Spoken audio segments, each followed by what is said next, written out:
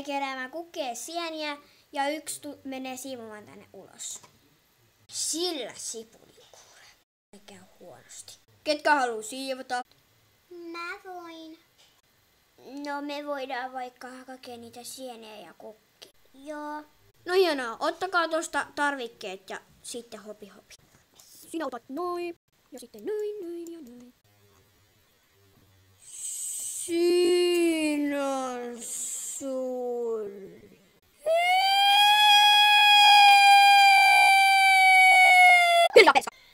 Okei. Mitä sinä luulet tekeväsi? Mä